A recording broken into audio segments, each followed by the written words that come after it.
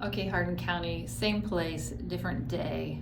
This is day 2 of the ARPA money recount here. And so I have a couple corrections that I need to make as I went through kind of these other papers, and I was like, oh, I should have added this in on this other group. So the one is these sewer treatment plants.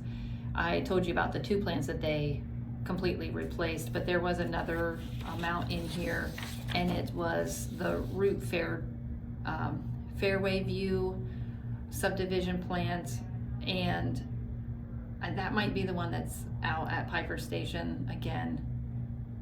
I'll have to keep that straight with Luke here, get back with him, but I know we did talk about it out there. So they did a flow monitoring, the flow meter and the slabs. That was $15,760. So if we add that for those 3 systems, it comes out to $732,679.40.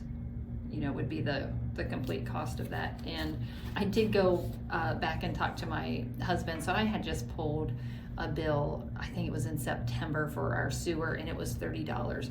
Well, these last 2 months he's been telling me that our rates are way high, and here the sewer has doubled, which I know that they're going through and trying to get the fees back up where they need to be so that we can have maintenance. And I mean, our plants are getting old, and we have this new floodplain, right? The new floodplain came in.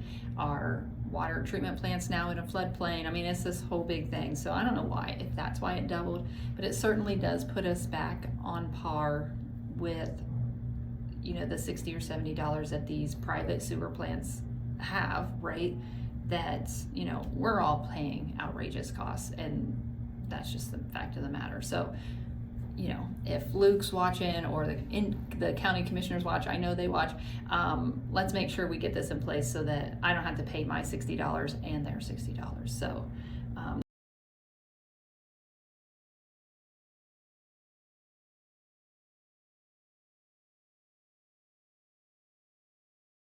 that's my suggestion.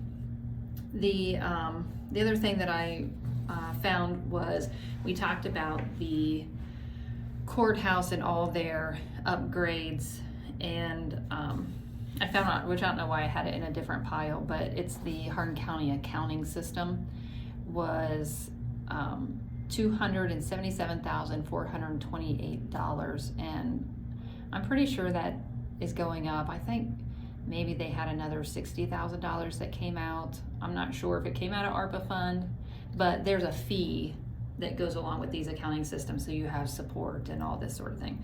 And I've talked with Mike Bacon quite a bit. He's been wonderful, but our current system is green screen, right? It's all the green DOS. It's real easy. I mean, if you're a data person, these are the programs that you like, because you can put in your information and it spits it out, right? It's not Windows based, but it's old and antiquated, and so they're moving to this new system, and it's been a lot of trouble.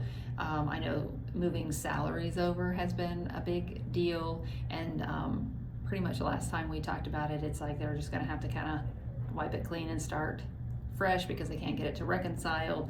It was supposed to be done, oh gosh, in July, but maybe even the deadline was before that, and it just keeps getting pushed out, and so it is not a fun process. The benefit I did here is that once that's updated and everybody else around them is updated, they can all link in, where the old system you couldn't link in. So like Hardin Hills, for instance, they had their own systems and you couldn't get back and forth, and so there's a lot of trouble with monies not matching up all the time. So hopefully once this is in place, it'll be good and modern and updated. So that brings, if we go back to the total of what the courthouse is, it was $1,400,000, but with the additional 277, so we're now at $1,692,956.11. So almost $1.75 million of money that we have spent on our lovely palace downtown. So like I said, some of the things needed to be done, but you know, and we should have budgeted it for them in a different manner. All right, so now we're back to the rest of these, and these, so, you know, these are papers that, monies that are from the commissioners, right? So they've, later on, in another time in another place, we're going to talk about the money that commissioners gave to villages and townships and how they used them. This is just monies that the county has used and distributed themselves. So they've kind of made the decisions on them. So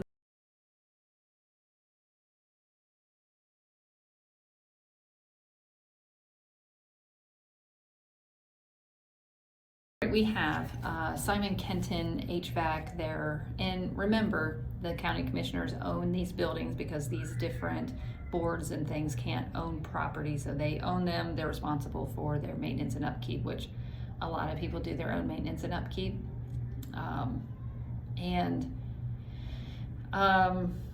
So Simon Kenton, so they do all their maintenance and upkeep, but they did have this problem with the chillers going bad, and it wasn't in their budget, and the commissioners were actually nice enough to put in these chillers for them. I talked about it in another video. I'll do it briefly here. When I kind of started coming into the commissioners, this subject was brought up, and they had quoted $180,000 a year ago, and then when they came back with the levy, they said, oh no, it's going to be $326,000 because they didn't add in all the stuff, all the, you know, additional materials and those kinds of things. And so you know, they were like, yeah, we'll pay it, that's fine. Well, now we're back to, it's only $180,000. So what got taken out, you know, maybe they didn't change some of the ductwork, or they didn't, what Roger said in the meeting was that they didn't have all the bells and whistles, right? So they're just kind of giving them like, here's your chillers, done, that's it. So I haven't looked at the contracts yet, but maybe something that I try to get to. So anyway, so on paper, they had $326,000 allocated to these chillers.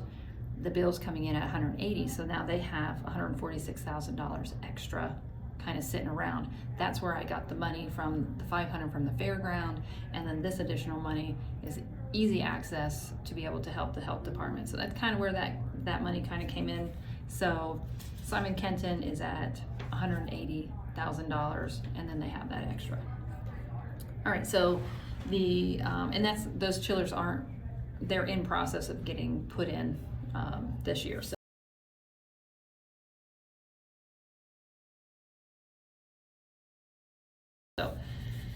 now we have the Board of Elections, and this was back in 2021, so they jumped on this right away, and it's the no ink poll books for the Board of Elections. That was $48,925, and it's the Ohio poll pads with printers, the access points, maintenance fees for 2, 3, 4, 5 years, encoders for voting access, and a router license.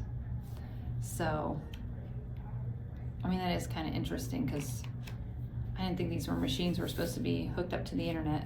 That's what you hear all the time. So, anyways, so Board of Elections got that $48,000 for their poll books. And we do have Dominion machines, if anybody's wondering what Ohio and Hardin County uses. It is definitely Dominion machines, if you know anything about those.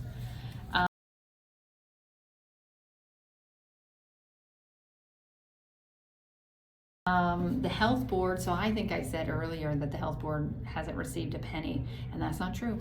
They received $1,000 to do a community needs assessment thing, which I don't know if you guys saw that. It went out on Facebook, and you went in and they did an assessment on what we thought about the health department, and you know, all these kinds of things. There, I mean, there's a lot of things. There's accreditation issues that are happening, and you know, you kind of wonder, you know, closing of Hardin Hills has happened, you know, happened long before we found out, you know, definitely a year before, if not back in 21, when the rumors were going around that they were going to close it. You know, our Simon Kenton, you know, we always hear rumblings about that, and of course they weren't going to put the levy on, as far as I'm concerned, until we kind of got involved, and so the levy is out there and people at least can vote on it. But you know, kind of that defunding activity, and now we have our health board, and I think this is just another, so this happened in 22, and I think it's just another opportunity where they're saying, you know what, I don't think we need this. You know, we did an assessment and it says, we don't need this because it's not providing enough. And so then you go down the line and you know, it kind of gets defunded, and whether the board did right or wrong or the other, I don't know. But they are having that meeting on Monday, so I will be attending at least the beginning of that. And but they did get $1,000 to do that assessment. Is that for their benefit? I don't know. We're gonna have to wait and see how that goes.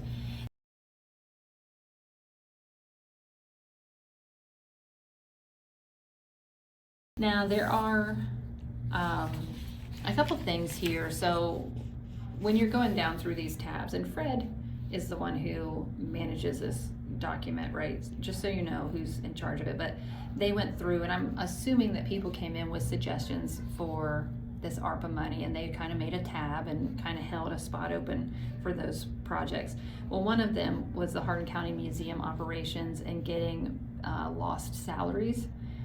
They were estimating those at, you know, $38,000 to $41,000, and so, which is one of the things you can use ARPA money for. But they, you know, would, you know, put that money back into the pot for the museum, which I know is something that Tim is very passionate about. So that did not happen. That was just one that could have been, right? Something that maybe, you know, was a need that could have been fulfilled.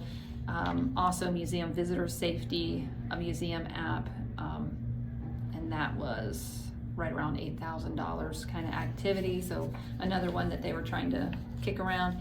And then lost tourism money was another one that came up, which again, these didn't get anything as far as I know, but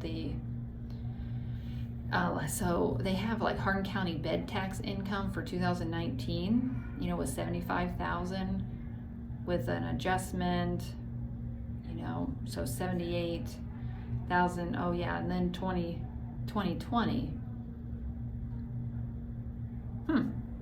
Oh, okay. So this is, you know, if we had hotel beds, right, then you get taxed, right? So if we had,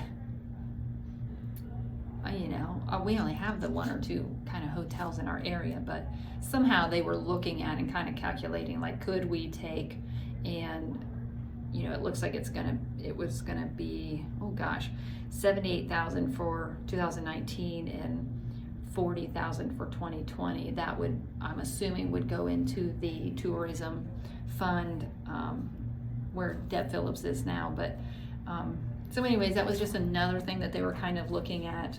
Take it for what you will. I'm just kind of telling you what I found in this document. And again, the document's out on the Google Drive if you want to look at it for yourself.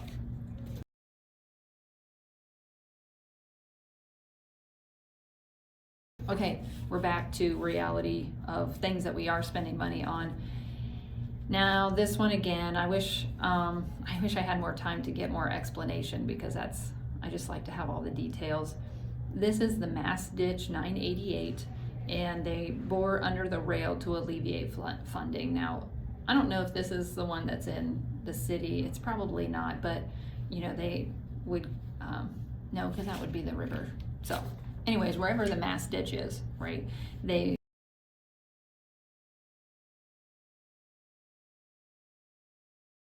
bore under that to alleviate that flooding. It was $85,000, and the engineer's office takes care of that kind of activity. So I don't know. See, I don't even know when that took place. I'd have to look at the auditor's numbers.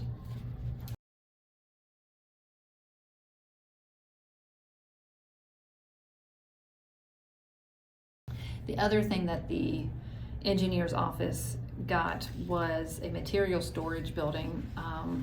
Gosh, it's been a while. It's been probably a month now, or a month and a half, that I went down and talked with Luke and took a tour of his facility. down there, and their sign making shop, and where they make the asphalt. And so he showed me the building, and I think they used bridge trusses, you know, for this building, for the sides of it. They look like kind of like I-beams, and they, you know, used that for around the building. Well, the whole back side of this building was falling out and falling apart, and I think they stored salt in it, and so that obviously is corrosive. And so they did get approval for this new, you know, it's real nice. It's got concrete up the sides, and it's nice and big. And the way that they put it on their lot, because they're going to tear down the old one, is that semis then can come in, you know, they can kind of come in and pull forward and then back up and dump their load into this building. And so it's just easier flow for people. It gives you a little bit more room, a longer lasting, better built building. So, you know, and of course that serves us as citizens, because they're out there salting the roads and taking care of us so that we can drive safely. So that was, like I think I said, $320,515. And I wrote down, of course now I'm not going to be able to find it, the total, if you take the total for the engineers department.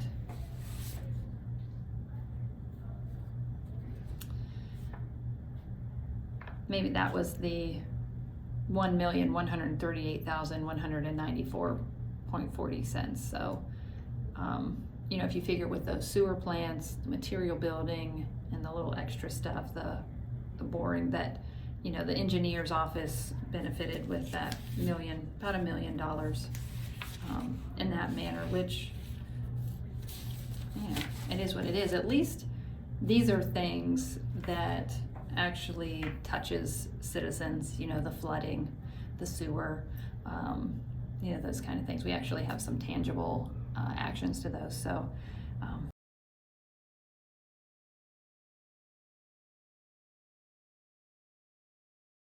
anyways, moving on, we have so now Hardin Hills comes back around. This was back in February 23, and you know, you'd have to go back to that whole timeline. I've got videos up there that explain some of this timeline of when things were happening, but in February 23, commissioners were working real hard. It appeared from the paperwork that they were working hard to get the fire pump assessed, you know, find out where we are. We have a sprinkler assessment, and they were working with Garmin Miller, and I actually contacted Garmin Miller and talked to a very nice gentleman over there, and they got all the way to phase 2 where they assessed it. They drew up plans. The plans were ready. They even bid it out to the newspapers, right? For the fire pump, it was put in the newspaper. I don't even know if a bid paper was actually even wrote up, and all they had to do was sign it, right? Like, it was right there, ready to sign, and we would have had a new fire pump in place. So that was February of 23. Let's see what this first number is. Oh, well, so the first payout was in 23. This is from the auditor's paperwork because it had dates on it. They had $9,000. Then they have these payments of $5,973.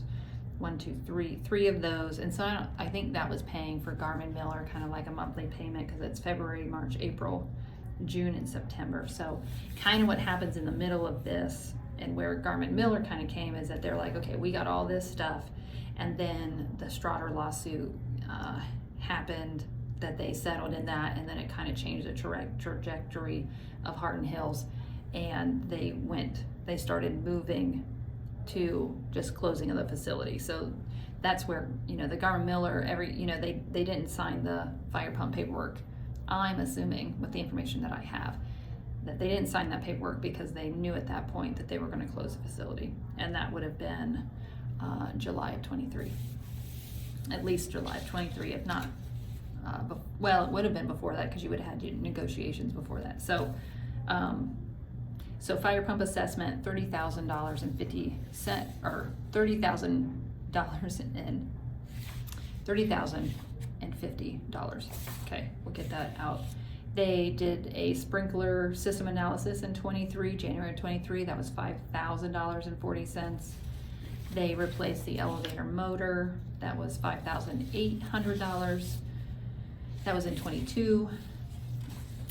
They did, you know, this is kind of interesting too. We talk about stuff that didn't get paid. They had Hardin Hills premium pay for like $68,000 and $79,000 for, oh wow. So this would have been May, June, July.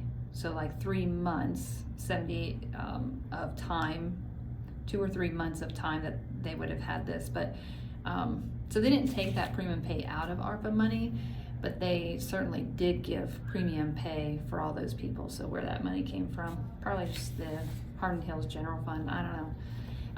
So the other thing that is real interesting, which has kind of had a little controversy running around here, is this Ford Transit 7-passenger bus. And they paid $88,180 for this new Ford Transit bus. You know, of course, it's very nice. They did that in September of 22 with less than 6 months later, 6 to 9 months later, you know, kind of coming to that place again with the Garmin Miller fire pump that they're like, now we're going to close it. I had heard somewhere else that the last van they purchased was only $18,000. I think this one had a lift in it. But when you're looking at long-term planning of Hardin Hills, and I'm not saying they've done it wrong, I'm just saying if I was doing it, I'd do it different. That, you know, our Medicaid numbers are down, our consensus is down, our employee rates are going up. You know, we are kind of on this downward slide, and that would have been happening in 22. That we go and spend $88,000 on a brand new bus. I'm just saying, maybe we could have got something a little bit more, not new, you know, feasible. And kudos to the veterans for getting the benefit of that bus. So, or that, yeah, the bus. It just seems to me that, well, I guess here it is in the long run. It didn't hurt Hardin Hills' budget at all because it came out of ARPA money. So, you know, take that for what it is. We paid for them to have a brand new bus, and now it's closed. All right, so that is Hardin Hills. Let's see, where did I put my total? So it looks like for Hardin Hills, they had $129,070 or $70 for their ARPA money. So, all right, moving on. We're going to keep going here.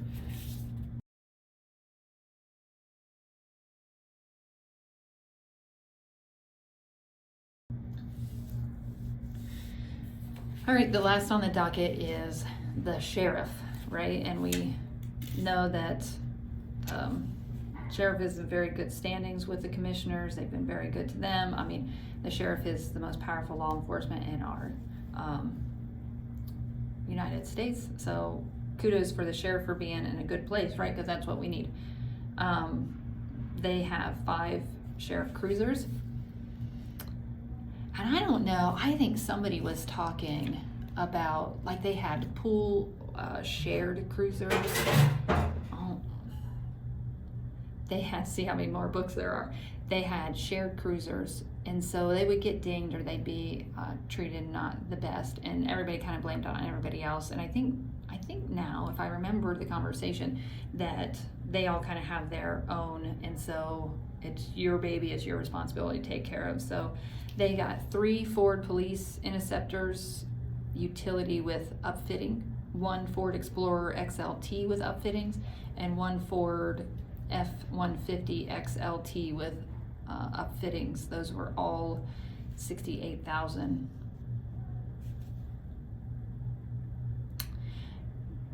Oh, okay, so they were all, what, $68,000, but there were 3 of the Ford Police Interceptors, so that came out to $204. So all total for the 5 vehicles was $340,411.16. So again, we're not gonna have ARPA money again. So hopefully they are taking this opportunity and stockpiling savings so that when these vehicles need to be replaced, that they have the money to do that. I think that's the lesson that we are all learning in this process, right? Save your pennies for another day. We have this whole Marks radio. Okay, we're gonna go to HVAC unit replacement at the Marion Hardin Multi-County Jail. That was $163,387.75. That was in 22, and that's based off a percentage of what Hardin County is required to pay for the upkeep of their, of our jail, because we don't have a county jail. We have some holding cells. The thing with the holding cells is that if we put somebody in there, you have to have a sheriff there to watch them, and you don't always have that because they're out running, and it's just as quick to pick somebody up and then run them over to Marion, drop them off, and come back, right? And so there is some cells down there that we can use, but a lot of times they just drop them off. And it is kind of interesting, thinking through this process, that this is a building upkeep. So this really, even though it's the jail, it's really the responsibility of the commissioners, because this is it would be a building maintenance type deal. So that would be the commissioner's responsibility to handle in their budget. So again, multi-county jail there. The safety centers, IP camera system, jail entrance, vestibules, handicap operator installation. Okay, so they had some things down there, improvements. Again, this is building maintenance, so again, it's commissioner's responsibility, and I hope they're saving up for future, because it's not coming out of the general fund where the sheriff would have to come and say, hey, we need these improvements, and then it would come out of the permanent improvement fund, which we should find out how much is in there, right?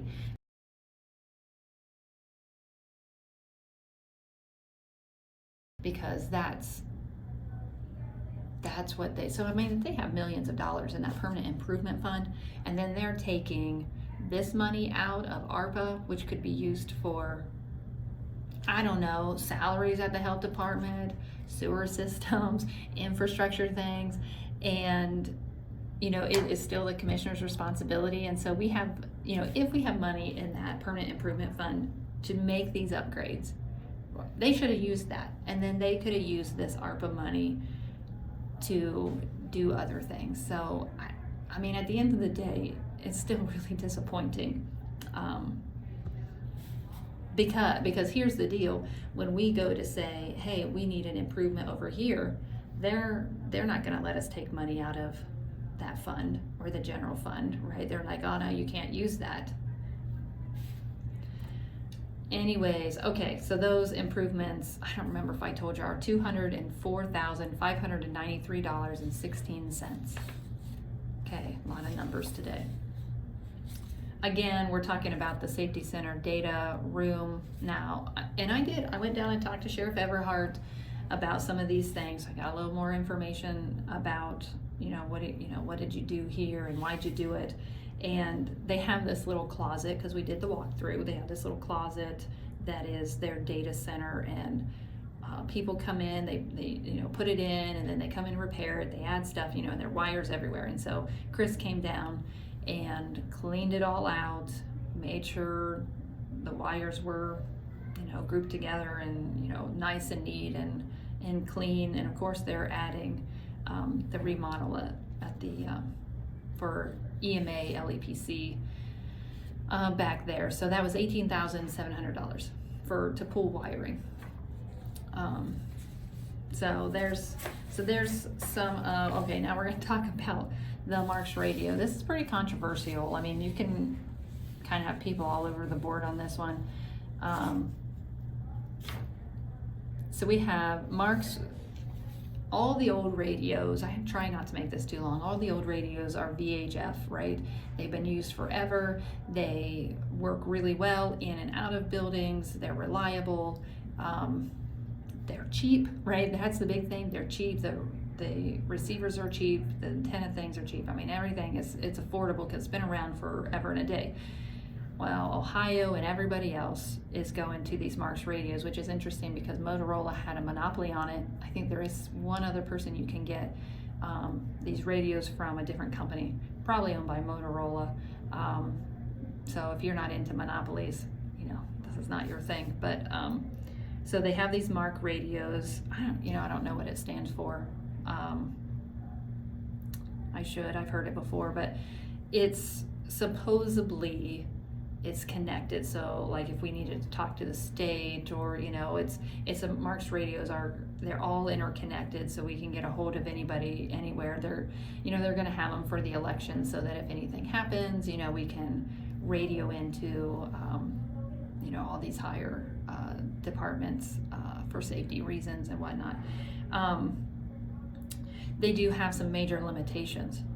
So you talk about if we do have a disaster of some sort, or straight line winds or tornado or whatever, those channels, they only have so many channels, they get bogged up, right? You can't get on because everybody's using the channel. So it's not an unlimited channel opportunity, so that's going to cause problems.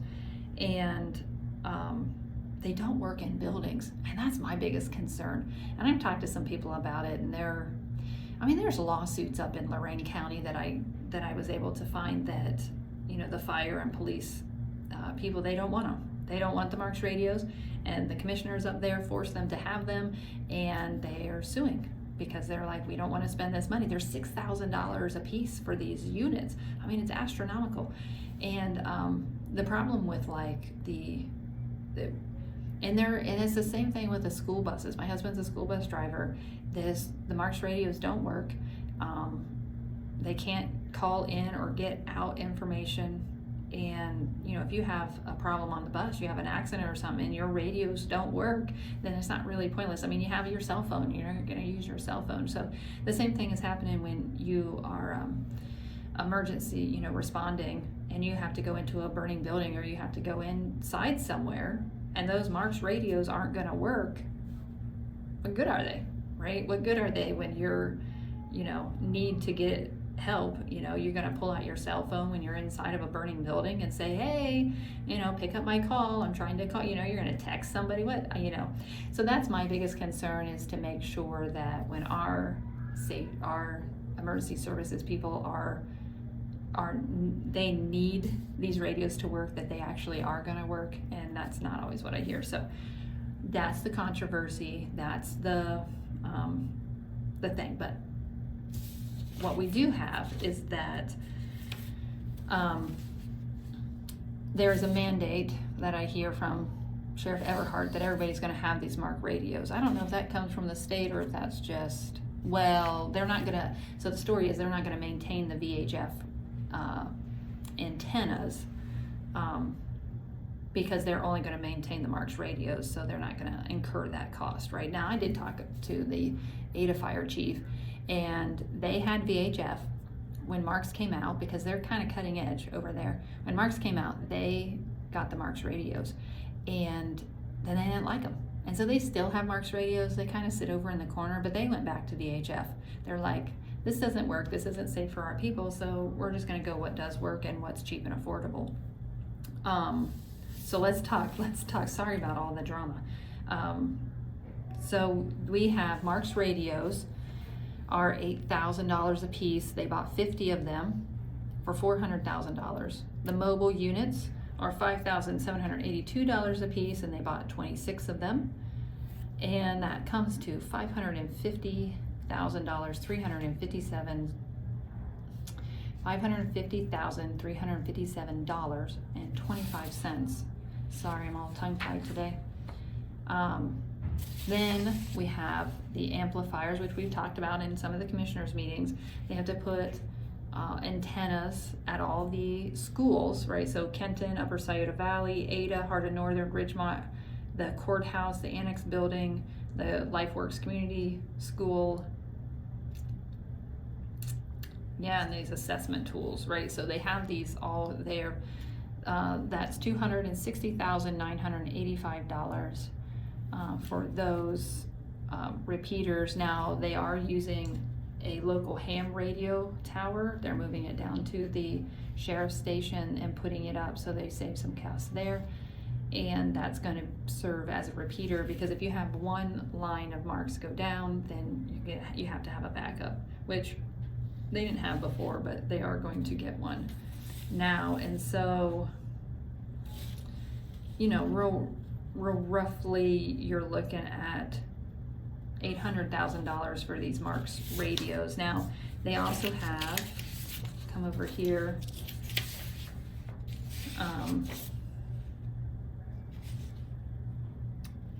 these unification G4 pagers, which are Marks. They had 230 of those at $538 a piece. And so then your desktop charger, right? So pager and charger, and those went out to all the fire departments.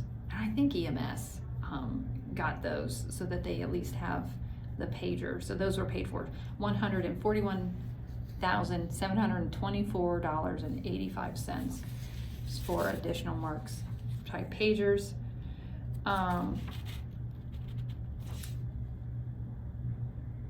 They had proposed to get Mark radios for the Kenton Hardin EMS on there. That didn't happen. So here's the other thing, and why and I don't know all the ins and outs of it, but I've heard, talking to other EMS people, that when the sheriff got their Marks radios paid for by us, by this ARPA money, and they got the pagers out, and so they're set, like all the radios are set, the antennas are all paid for, so everything's getting kind of paid for them. And the fire departments had a grant available that they could go and get, and so some of their Marks stuff has been paid for, because again, it's $8,000 for radio.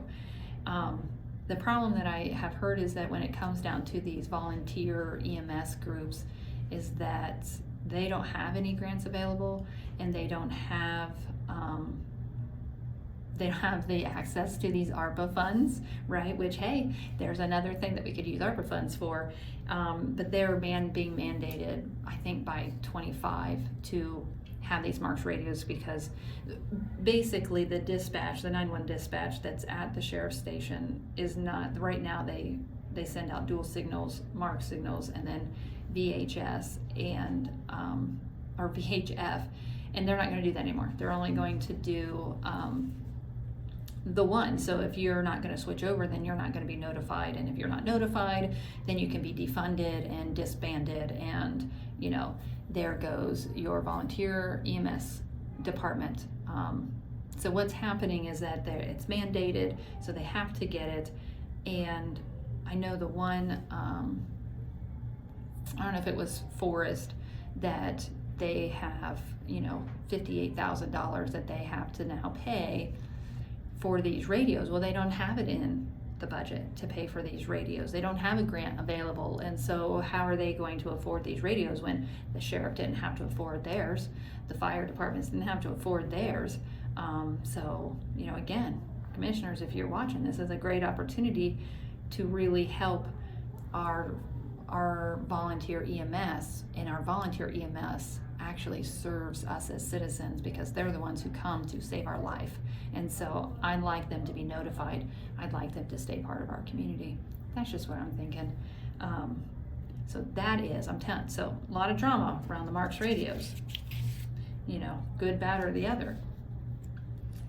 The other thing that I kind of talked about, with the EMS, is the things that they wanted to do. So like a life pack, monitor defibrillation system, the Lucas chest compression system, Stare Pro, King Vision, Laryngoscope, right, were other things that they were like, hey, these are things that our EMS Hardin County could use. They did not get the money for that. There's also this BKP generator, which I haven't had a chance to get down and talk to them, but it was a generator for them. Oh gosh, they don't have a total. Oh yeah, $30,000 would be for that generator. So it'd be interesting to find out, what they, where they were going to use that and how it was going to benefit them. So again, I don't have, that's kind of bits and pieces. We're getting down to the nitty gritty here. And when I do my video, I'll try to put up those totals so everybody can see. Oh, here's one more. Here's one more thing. So they had, and when I talked with Chief Donnelly, he gave me a lot of this background information, not all of it, but some of it, that this mass fit testing was $17,535, and it's a machine, right, that you can, I don't know if you put your head in it, but it measures, does all your measurements, and you put your mask on and it checks the airflows and all these kinds of things. And so so they did get this machine, and it's portable, so they can take it to other places around our county for other people to use. So like when you come in as a new guy and you need to get your mask fitted, your respirator fitted, we can do that reliably and safely. So good job on getting that done. I'm all for keeping our emergency services people with the proper uniforms and updated uniforms. So, well, unless I've missed something, I think that this is the bulk of what the commissioners in the courthouse have been in charge of. Let me go back here, and we will start the process of going through the villages and municipalities. So I have a whole list. So municipalities and townships all got different monies allotted, and we'll talk about that. We'll see if we have time today. Sorry, this has been a long video, but a lot of things that we would never know in our community, that some of these things have happened, or that we're even that we've spent money on these things, because a lot of this stuff we probably won't really see. Hopefully the changes make it, the technology changes make things more accessible, right? And we'll be able to kind of have our hands on that and feel the effects of it. Some of this stuff that, unless you work there or you are part of that system, you're just never going to know. So, well, thanks for hanging with me, and we'll come back for part 3. All right.